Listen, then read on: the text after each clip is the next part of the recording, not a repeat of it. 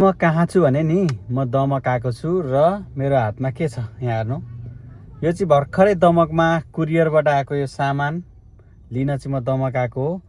अब योमा चाहिँ के छ भन्नुहुन्छ भने अब यसलाई चाहिँ हामी घरमा गएर अनबक्सिङ गर्छौँ के छ कसो छ। अब हामी सबैजना मिलेर यसलाई खोल्ने हेर्ने है त। र अहिले चाहिँ अब म यहाँबाट निस्किन्छु किनभने तपाईँ हेर्न सक्नुहुन्छ अहिले यहाँनिर 11 बजेर 20 मिनट गइसकेको छ बिहानको। मैले खाना पनि खाएको छुइनँ, केही गरेको छैन। घरमा गएर अब खानासाना पनि खानु छ। यो चाहिँ दमक चोक, दमक चोक। अब मैले चाहिँ यहाँ अगाडिबाट कुरियर यहाँ रिसिभ गरेँ। अब यसमा के पठाएको छ भन्ने कुरो चाहिँ घर गएर थाहा हुन्छ है त। भिडियो हेर्दै गर्नु होला, कहाँबाट हेर्दै हुनुहुन्छ कमेन्ट पनि गर्नु होला है। अब मेरो अलिकति यहाँ अर्को काम पनि छ। मलाई चाहिँ बुढीले अलिकति यहाँनिर आउँदाखेरि फलफुल पनि लिएर आउनु भनेर हराएको छ। त्यही भएर यहाँनिर फलफुल पसलमा चाहिँ फलफुल लिनको लागि जान्छु है।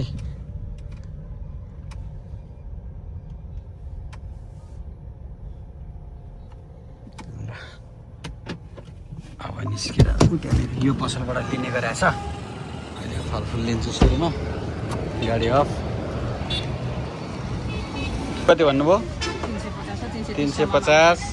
यो 300, 280, 280। म चाहिँ यो 300 वाला लाँदैछु। ल जोगिदिनु, जोख्नु न, हुन्छ पुग्छ। 1.5 किलो 2 किलो भइसक्यो। मैले फलफुल किनेको पनि यहाँ हालेको छु। के किने भने स्याउ, अनार अनि नरिवलको बिस्कुट ल्याइदिनु भनेको थियो। नरिवलको बिस्कुट खाने भनेर त्यो पनि किनेको छु।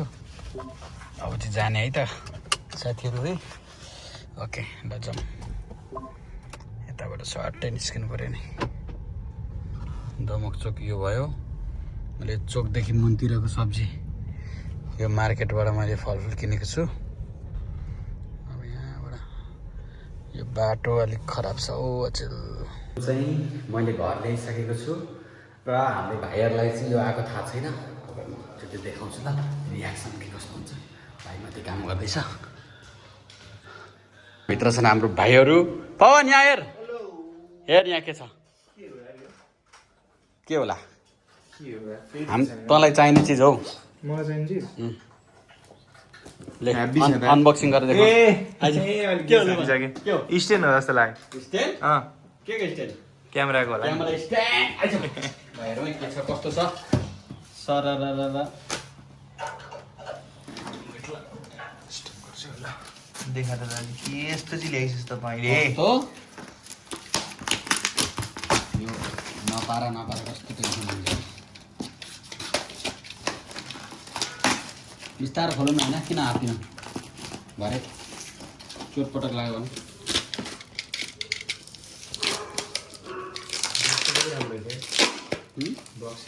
त्यो बक्स त स्ट्यान्डको होइन नि, कुरियरले त्यस्तो हालिदिएको क्या।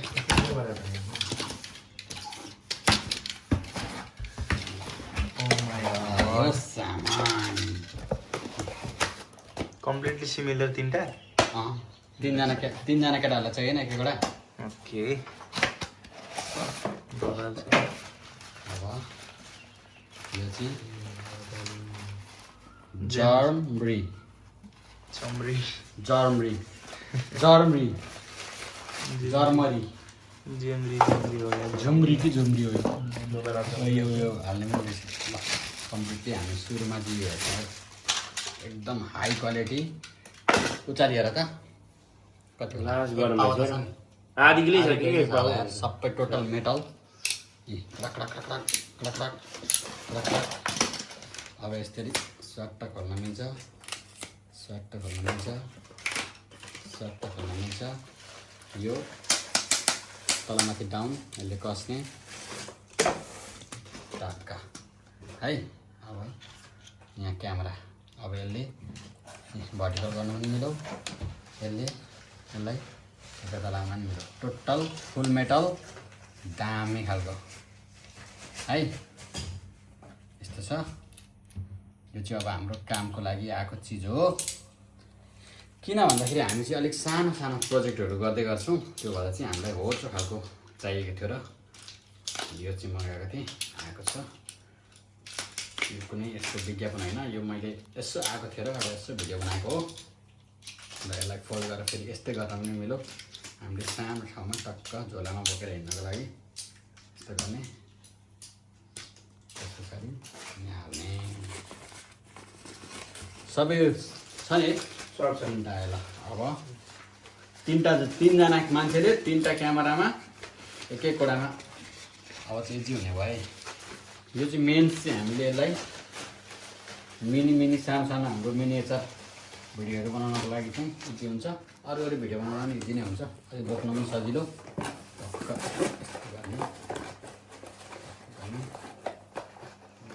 ओके सक्यो। प्रोजेक्टको लागि ल्याएको हामीले नयाँ तिनवटा ट्राइपोड, क्यामेरा ट्राइपोड। त्यसमा चाहिँ मोबाइलहरू पनि हाल्न मिल्छ भने सबै कुराहरू गर्न मिल्छ। यो ल्याएको छौँ। तपाईँलाई मैले यो आएको भन्ने देखाएको थिएँ, अहिले आएर खोलेपछि तपाईँलाई थाहा भयो होला कि हामीले यो ट्राइपोड ल्याएको छौँ भनेर।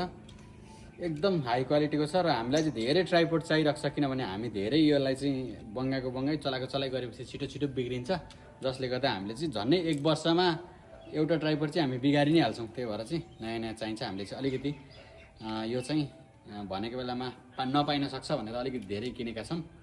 टक्क राखेको छ। ल है त, यस्तो छ सामान।